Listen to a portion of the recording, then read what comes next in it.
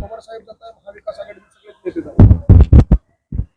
महाविकास आघाडी असेल किंवा इंडिया आघाडी असेल हे सगळं एक आहोत. राहुल गांधींचं महाराष्ट्रामध्ये आगमन झालेलं आहे. नंदुरबार, मालेगाव, धुळे आज ते चांदवडला शेतकरी मेळावा आहे. शिवसेना, राष्ट्रवादी काँग्रेस, इतर सर्व घटक पक्षांना त्या मेळाव्यात उपस्थित राहण्याचं ठरलेलं आहे.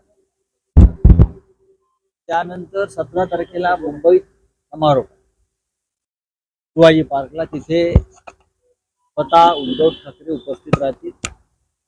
काल राहुल गांधी आणि माननीय उद्धव ठाकरे यांचं काल चर्चा झाली शिवाजी पार्कच्या मेळाव्यासंदर्भात, आणि राहुलजींनी उद्धवजींना खास निमंत्रण दिलेलं आहे की तुम्ही या मेळाव्यात येऊन मार्गदर्शन करा. त्याच्यामुळे पूर्ण महाराष्ट्रामध्ये राहुलजींचं स्वागत केलं. नाशिकमध्ये जेव्हा त्यांची यात्रा येईल तर नाशिकमध्ये शिवसेना फार मोठ्या प्रमाणात उत्साहानं त्यांचं स्वागत करेल. राहुल गांधी सावरकरांच्या जन्मभूमीत येत आहे, सावरकरांची प्रतिमा देऊन त्यांचं स्वागत होणार आहे. पाहून आलं सावरकर हे या देशातले क्रांतिकारकांचे मुकुटमणी होते. सावरकर आणि शिवसेनेला सावरकरांविषयी कायम आदर आणि प्रेम आहे. भारतीय जनता पक्षानं सावरकर प्रेमाचं फक्त ढोंग केलं. आम्ही सातत्यानं सांगतो त्यांना भारतरत्न द्या, का दिलं जात नाही. निलेश लंकेंची घरवापसी होती, ते पुन्हा एकदा राष्ट्रवादी काँग्रेस पक्षात अर्थात शरद पवारांकडे जात आहे. कालच मला समजलं, काल मी आणि पवारसाहेब व्यासपीठावर होतो. निलेश लंके यांच्याशी माझी एकदा चर्चा झाली या विषयावर.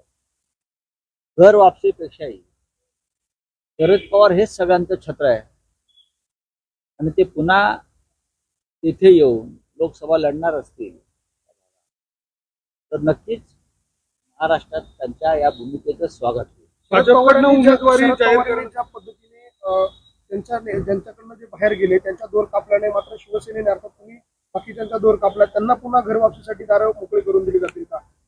हा दार मोकळं करण्याचा विषय नाही. निलेश लंके यांचं म्हणणं आहे मी कुठेच गेलो नव्हतो. भाजपकडे दुसरी यादी जाहीर करण्यात आलेली आहे आणि त्यामध्ये अनेक नवीन नावं महाराष्ट्रामधून देण्यात आलेली आहे. मात्र यामध्ये प्रामुख्याने बेलकरांचं देखील नाव आहे ना. कलाबेन देलकरांचं नाव भाजपच्या यादीमध्ये जरी असलं तरी ती जागा शिवसेना लढणार आहे. कलाबेन देलकर जेव्हा संकटामध्ये होत्या, अडचणीमध्ये होत्या, तेव्हा त्या कुटुंबाला शिवसेनेनं साथ दिली. अशा वेळेला त्या कुटुंबाला जर इमान नसेल, निष्ठा नसेल तर ठीक आहे, पाहू. बोला काय. नितीन गडकरींबाबत तुम्ही म्हटलं होतं, उद्धव ठाकरेंनी देखील नितीन गडकरींनी आमच्याकडे यावं असं गडकरींचं नाव आलंय. चांगली गोष्ट आहे, स्वागत आहे. पहिल्या यादीमध्ये आला असतो तर आनंद झाला असता. भाजपची दुसरी यादी आली, महाविकास आघाडीची अजून एकही यादी नाही. कशाला पाहिजे, उशीर कशाला पाहिजे, येईल ना योग्य वेळी. 48 मतदारसंघाची यादी एकत्र जाहीर. संभ्रम आहे, भीती आहे? अजिबात संभ्रम नाही. जागा वाटप पूर्ण झालेलं आहे आणि आम्ही तिन्ही पक्ष एकत्र येऊन जागा वाटप जाहीर करू. उमेदवारी देण्यात आलेली आहे रावेरमधनं. जळगाव आणि रावेर एकूणच एकनाथ खडसे यांच्यावर जबाबदारी होती. या निमित्तानं त्यांची घरवापसी होणार का अशी चर्चा सुरू आहे. 3 मंत्री केंद्रात चालले. कोणते? संजय राठोडांचं पण नाव आहे त्याच्यात भाजपच्या यादीत. शिंदे गटाकडून.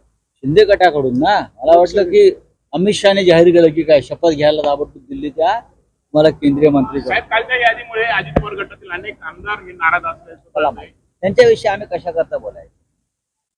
ते आणि त्यांचे मिंदे गट जे काय आहेत ते पाहतील.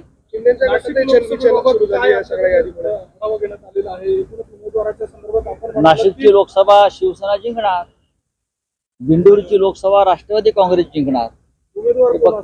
येईल ना आता लवकर समोर.